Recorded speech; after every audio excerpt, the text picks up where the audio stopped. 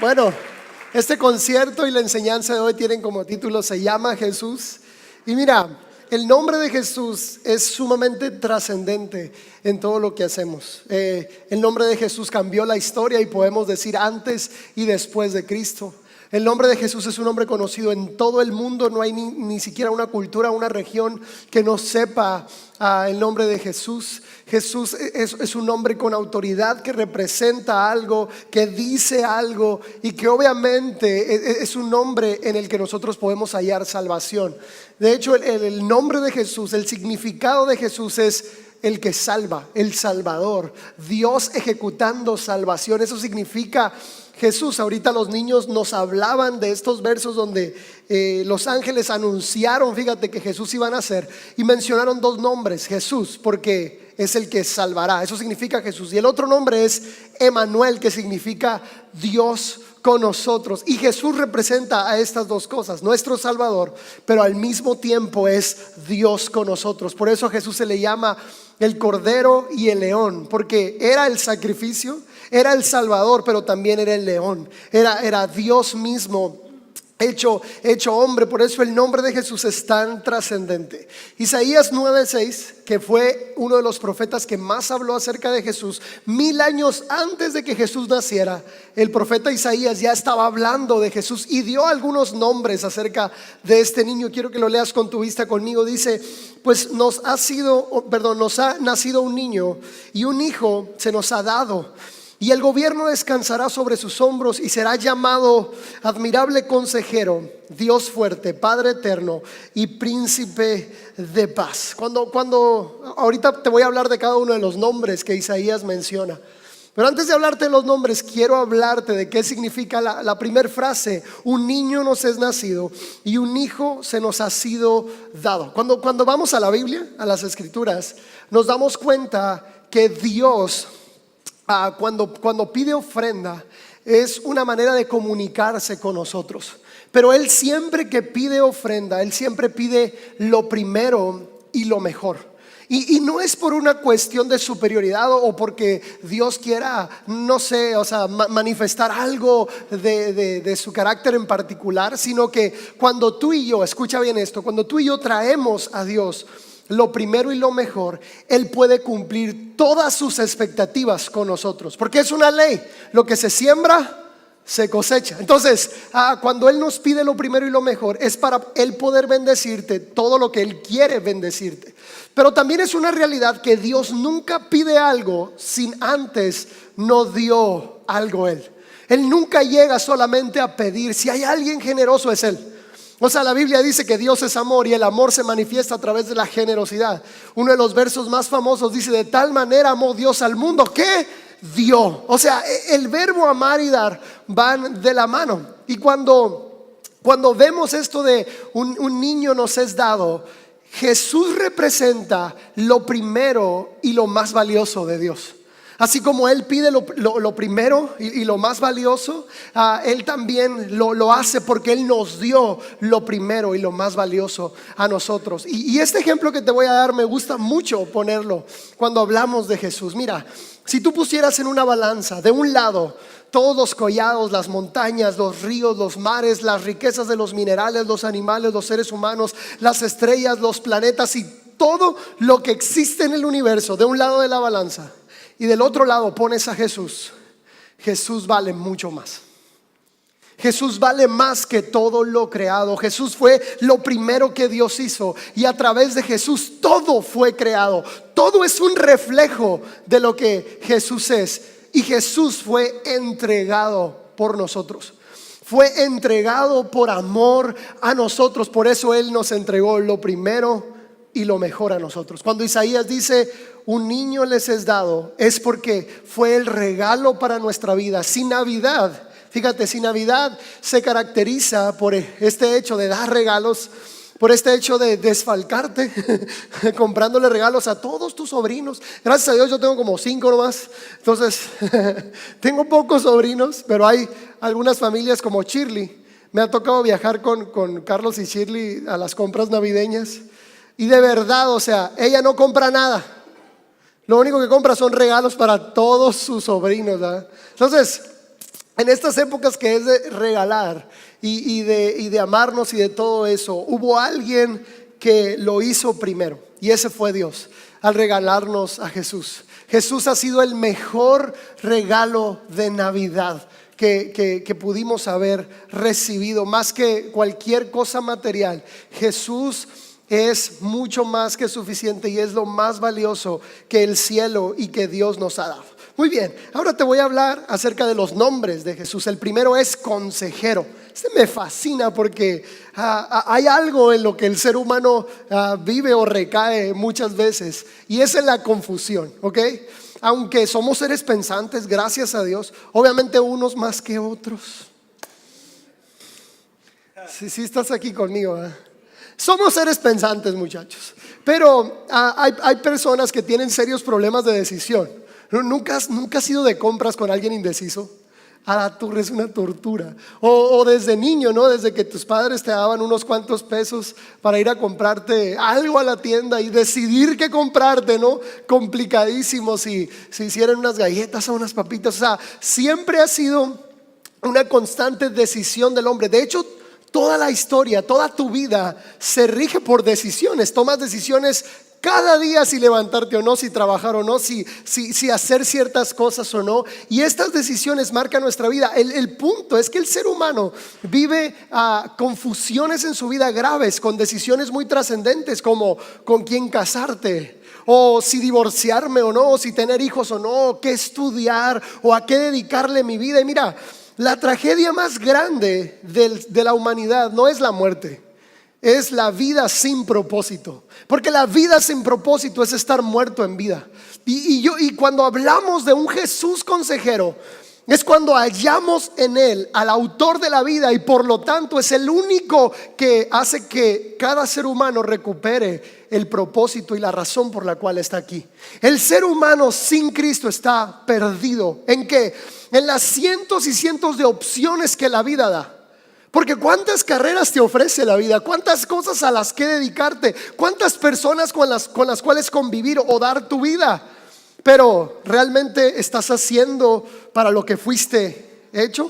¿Realmente estás desarrollando tu vida para lo que naciste? Sin Jesús perdemos nuestro propósito. Cuando encontramos a Jesús, recuperamos nuestro propósito. Por eso puedo decir, Él es un admirable consejero, porque nos dice, nos marca el camino. El segundo nombre que Isaías dice es Dios fuerte. Es fascinante para mí, porque cuando vemos la cruz, el sacrificio de Jesús, hay tres maneras en las que el cristianismo ha visto el sacrificio de Cristo.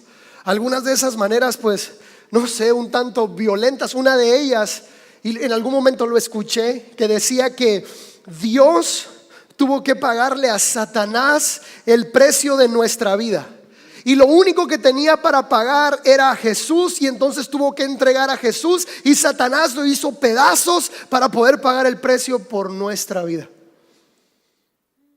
Pero eso no es cierto. Mira, aquí Satanás no es el que pone las reglas. Él no es dueño de nada, Él no manda, Él todo lo roba y lo distorsiona. A Él no se le tiene que pagar nada.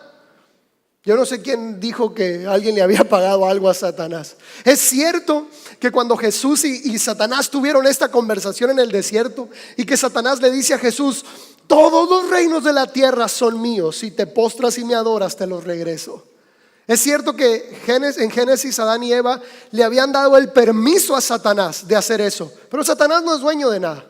La segunda manera de ver la cruz o el sacrificio de Cristo es la siguiente: Dios estaba tan enojado con el hombre y la mujer, tenía tantas ganas de destruirnos, que en lugar de destruirnos a nosotros, sacrificó a su hijo con sus propias manos.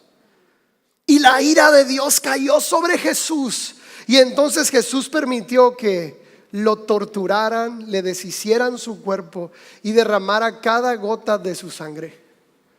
Si vemos la cruz de esa manera, yo no quiero un Dios así. Yo no quiero un padre así, porque me agarra mal parqueado a mí y yo termino igual un día de estos. Es una forma, creo que incorrecta, de ver la cruz. Pero hay una tercera forma de ver la cruz. que es lo que la Biblia y las Escrituras me dan a entender a mí. Es cierto que Jesús lo podemos ver como la segunda persona de la Trinidad o lo podríamos ver como el Hijo de Dios. Pero la realidad es que Jesús es Dios mismo hecho hombre. Jesús no es un Dios subordinado a otro Dios. Jesús no es un semidios. Jesús es la misma expresión de Dios en cuerpo, en físico, en imagen y en materia. Por eso Isaías le llama a Jesús Dios fuerte, porque se hubiera podido quedar en su trono cómodo, siendo hasta cierto punto egoísta, y decir pues que los seres humanos se maten en su maldad, se pierdan en su maldad, pierdan el sentido de la vida, acaben con los recursos naturales y van a terminar muertos todos. Nada más me voy a sentar a observar. Pero Jesús no fue así. Jesús fue un Dios fuerte. Porque se necesita fuerza para dejar la comodidad de un trono. Se necesita fuerza para convertirte en un ser humano vulnerable, con dolor, que le da calor y frío, que siente odio y hambre y tristeza y desprecio. Se necesita fuerza para pagar el precio por una humanidad que tal vez no va a responder de la manera que él espera.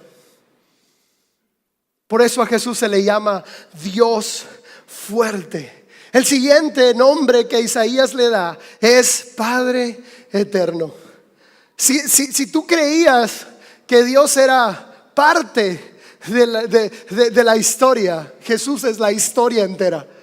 No solamente es un consejero, no solamente es Dios fuerte, sino que en Jesús vemos la misma representación del corazón del Padre. Jesús mismo es la expresión del carácter paternal de Dios. Tú ves a Jesús conversando con el Padre en su ministerio, y ¿sabes qué es lo que nos estaba enseñando? El corazón de Dios. El corazón de Él es lo que estaba mostrándonos, cómo tú y yo íbamos a tener una relación con el Padre. Pero Jesús es el Padre eterno, es el Padre que estuvo en el principio y el que estará en el final. Por eso cuando Juan se encuentra, escucha, cuando Juan el apóstol ve la revelación del Apocalipsis, Jesús le dice a Juan: yo soy el que era, soy el de ahorita, el que es y el que ha de venir. No fui creado a la mitad de la historia solamente como un plan B para Dios. Yo soy la historia. Yo soy el que fui y soy el que vendré por ustedes. Jesús lo es todo. Por eso se le llama Padre eterno a un bebé.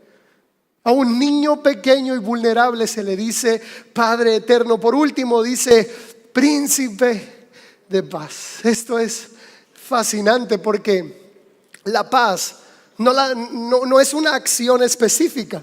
O sea, ¿cómo haces paz? Bueno, no es paz, ¿verdad?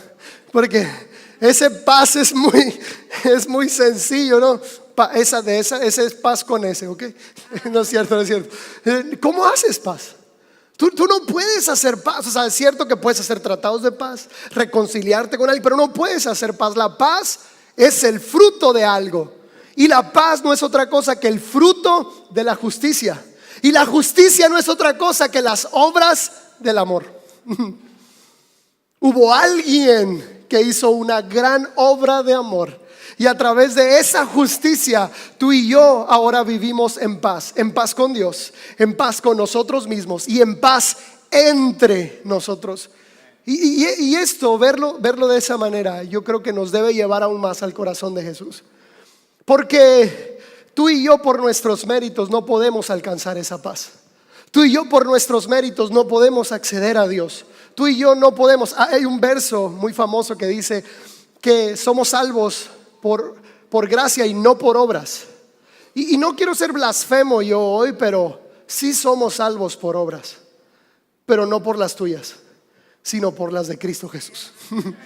Por sus obras es por las que fuimos salvos, por su justicia. Y mira, desde que tú aceptaste a Cristo Jesús en tu corazón, ya no eres tú, es Cristo en ti. Ya no es tu justicia, es su justicia. Ya no son tus errores, es su gracia. Ya no son tus complejos, es su identidad. Ya no es tu pasado, ahora es la nueva oportunidad que Él nos da cada día de cambiar nuestro corazón. Por eso se le llama el príncipe de paz. Y con todos estos nombres, alguien me preguntó alguna vez, ¿cuál es tu tema favorito, pastor, de predicar? Yo pudiera predicar de Jesús siempre. Es mi tema favorito, definitivamente. Pero después de todo esto puedo concluir en una sola cosa: solo Jesús es suficiente. Y mira, no Jesús solo es suficiente, sino Jesús es más que suficiente. Es más de lo que pudimos haber esperado, es más de lo que pudimos haber pedido para nuestra vida. ¿Y sabes qué es lo único que Él quiere? Él quiere amigos. Él quiere amigos. La religión ha lastimado tanto el nombre de Cristo. La religión ha puesto en tan mala estima a Jesús que yo sé que se está levantando una nueva generación que va a levantar el nombre de Jesús, que va a sanar la reputación del nombre de Cristo, para que esta generación se dé cuenta del Cristo de las Escrituras, del Cristo que fue capaz de darlo todo por ti y por mí, del Cristo lleno de amor y lleno de misericordia. Quiero que veamos un video juntos, ponle mucha atención.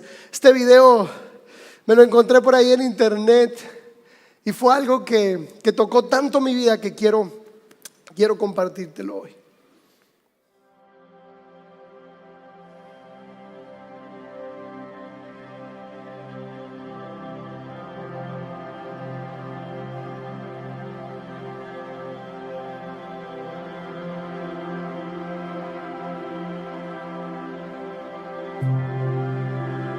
Fue en esa noche de paz cuando las estrellas se voltearon para contemplar la tierra en asombro, cuando los cielos se acercaron maravillados de un humilde pesebre, cuando una madre jovencita adoraba mientras sus lágrimas cubrían el bebé en sus brazos, y el canto de la tierra subió en Belén, tierno como el latido de su corazón, y todo duerme en derredor. ¿Acaso este es el mismo Dios de Abraham, el conquistador de Israel?